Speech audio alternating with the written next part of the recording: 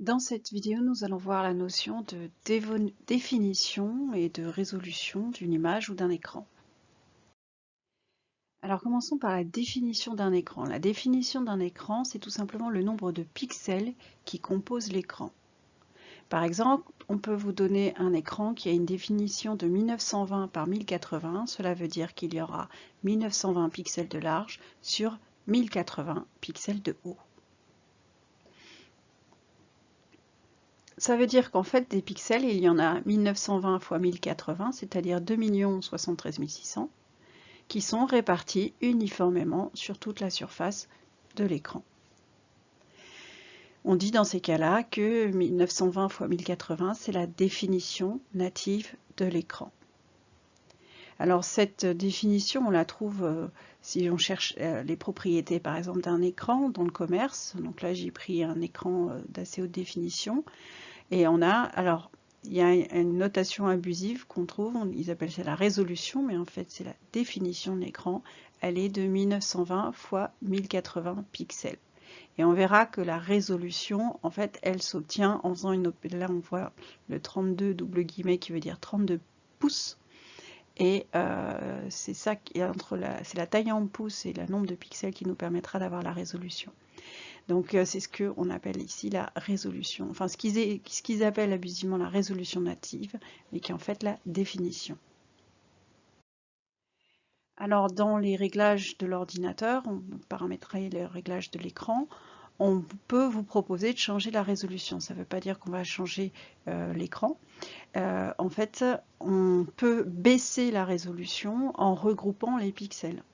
Donc si j'ai par exemple, ici là j'ai une résolution de 2736 par 1824, si jamais je veux baisser la résolution en 2560 x 1600 par exemple, il va me regrouper certains pixels pour que l'écran présente moins de pixels. Mais je vais alors avoir une qualité d'image qui va être dégradée.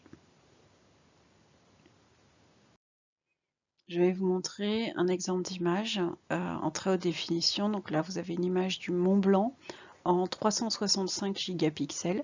Vous pouvez, si ça vous amuse, aller la voir sur le site http://www.intowhite.com. Donc, en allant sur le site intowhite.com, vous allez découvrir cette photo qui est une photo du Mont Blanc, qui est une photo de très haute définition. Alors la définition, je n'ai pas exactement la longueur et la largeur, mais je sais qu'il y a 365 gigapixels, ce qui fait 365 milliards de pixels. Ce qui est énorme. S'il fallait imprimer cette photo, il nous faudrait pour cela un papier de la taille d'un terrain de football. Alors l'intérêt d'une image de haute définition, c'est que donc les pixels, sur cette taille-là en tout cas, les pixels sont très petits, et donc on a une très grande précision. Donc là, au premier plan, on est sur la montagne qui est en face du Mont Blanc, et en deuxième plan, on voit le Mont Blanc. Et donc si je zoome, je remarque ici qu'il y a une construction, et ici une tache noire, c'est une télécabine, et ici on distingue à peine une petite tache noire. Donc si on zoome encore, je rappelle, on est sur la montagne d'en face, hein. Et je distingue que c'est quelqu'un qui marche dans la neige. Je zoome encore, vous voyez, on voit les plis de la neige, enfin les marques du vent dans la neige. On voit les traces de ski. À présent, nous pouvons voir que c'est un homme avec une veste rouge qui marche avec des raquettes. On peut voir les boucles de son baudrier. On peut même voir qu'il porte une alliance. Donc voilà, et là je suis arrivée à la limite que me permet la définition de cette image. Vous voyez que ça commence à être un petit peu flou. Donc on est à la limite du pixel. Voilà, pour faire cette image, il a fallu pas moins de 70 000 photos qui ont été faites par des appareils pendant, disent-ils, 35 heures.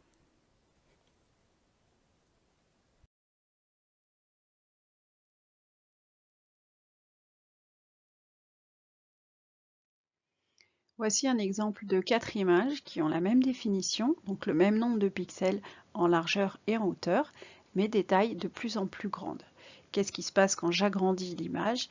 Eh bien, mes pixels deviennent visibles et l'image devient inesthétique. C'est exactement ce qui se passe quand vous trouvez une image sur Internet qui vous plaît, que vous l'insérez dans un document et que vous agrandissez l'image afin qu'elle prenne la taille que vous souhaitez dans votre document. Ou alors, lorsque vous allez sur des sites qui proposent de faire des tirages papier, que vous prenez une photo que vous avez reçue par exemple sur un réseau social dont je tairai le nom, ou une photo que vous avez prise avec une qualité assez médiocre, donc une définition assez basse. Quand vous voulez l'imprimer en format photo ou en format poster, vous vous retrouvez avec une image qui est pixelisée et donc qui perd tout son intérêt. Alors à présent, nous allons voir la notion de résolution d'un écran. Alors la résolution d'un écran, en général, c'est exprimé en dpi, qui veut dire dot per inch. Inch, c'est le pouce en anglais, et dots sont les points. Et ou ppi, pixel per inch. Ça veut dire que ça nous donne le nombre de pixels qui sont sur une longueur et une largeur de 1 pouce, c'est-à-dire 2,54 cm. Donc plus ce nombre est élevé, plus il y aura de pixels par pouce, et donc plus la taille des pixels sera réduite, et donc plus l'image sera précise. Donc l'intérêt d'une résolution d'image élevée, c'est qu'on aura un plus grand nombre de pixels qui va permettre d'afficher davantage de détails sur une image de même taille. Les matières, les textures, comme on a vu sur la photo du Mont Blanc, le grain de peau des personnages, les arrière-plans, l'image est plus riche et plus réaliste.